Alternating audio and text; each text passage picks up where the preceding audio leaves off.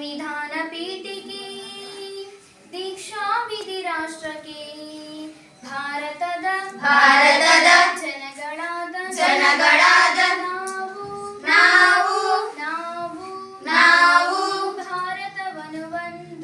ಭಾರತವನ್ನು ಒಂದು ಸಾರ್ವಭೌಮ ಸಮಾಜವಾದಿ ಭಾರತವನ್ನು ಒಂದು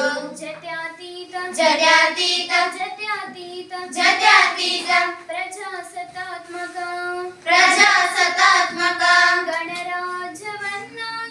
ಗಣರಾಜ್ಯವನ್ನಾಗಿ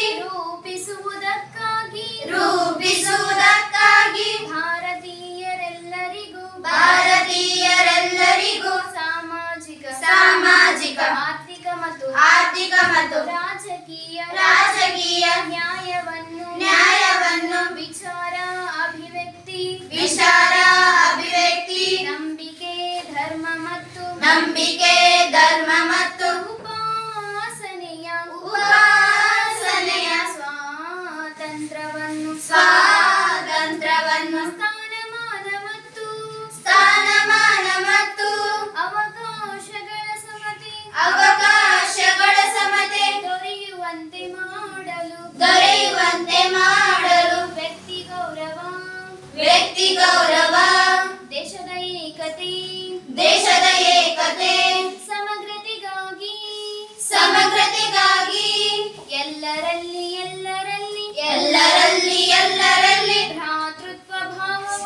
ಭ್ರಾತೃತ್ವ ಭಾವವನ್ನು ರೂಪಿಸುವುದಕ್ಕಾಗಿ ನಮ್ಮ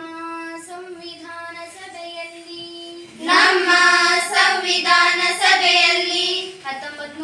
1949 ನವೆಂಬರ್ ತಿಂಗಳ 26ನೇ ದಿನ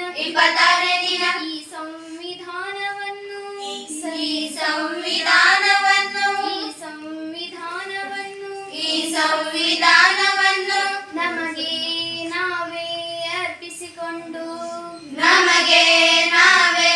ಅರ್ಪಿಸಿಕೊಂಡು ಅಂಗೀಕರಿಸಿ